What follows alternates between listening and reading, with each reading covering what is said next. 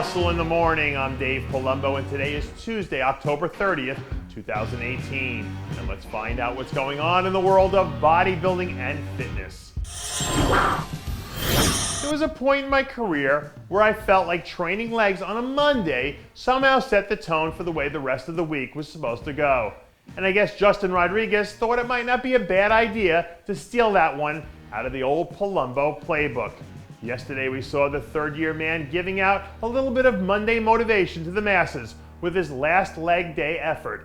Now that it's all said and done, I don't think there's any way to look at this 2018 campaign that Rodriguez had and not see it as a major success. So as long as he can stick with that same formula, I expect to see more of the same heading into next season. Sometimes a little bit of rest and a whole lot of carbs can do the body a world of good. And based on how Steve Kuclo is looking right now, I'd venture to guess that he's feeling awfully swole these days. Over the weekend, we saw the King Snake release a few new photos from one of his latest guest posing appearances, where he looked like he was still keeping things tight in his post-show rebound period. Having a healthy Steve Kuclo around this year definitely seemed like it ratcheted up the intensity in a few shows during that midpoint of the season. So as long as he's keeping up with his mission of making bodybuilding great again, the 2019 season should have a few new surprises in store for us all.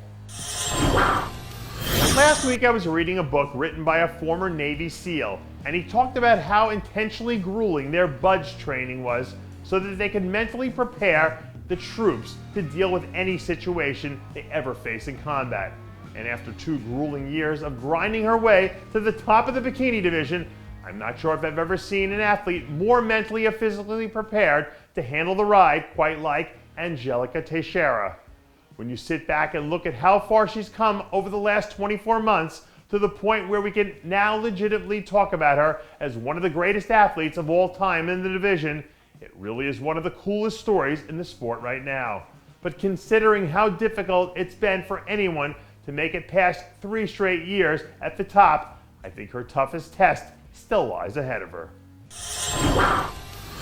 From my experience, usually the best photo shoot photos always come a few weeks out from a show before athletes start to get that sunken in death face look. So I guess it's a good thing for David Hoffman that he managed to get behind that lens again before hitting the stage at the Dennis James Classic last weekend. Over the last few days, the Hoff's been trickling out some awesome new shots that show the Classic Physique All-Star looking as good as we've ever seen him. A guy with his height and frame are intriguing to me in the new Classic Physique division, so it wouldn't surprise me at all if he wound up winning a show like the New York Pro at some point next year, which could really change his narrative and put him in serious Olympia contention.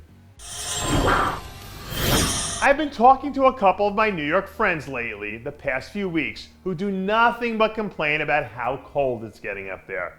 But the good news for them is that I've got a new scorcher from bikini superstar Romina Basualdo to bring a little heat to those 30-degree morning runs.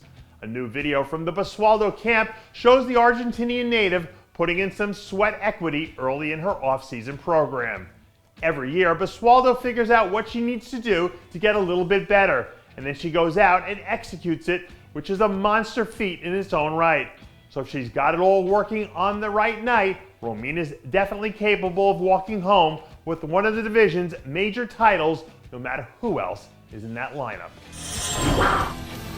And that does it for yet another edition of Muscle in the Morning. I'm Dave Palumbo, reminding you to always be true to your passions, and make sure to follow us on Facebook, Twitter, and Instagram.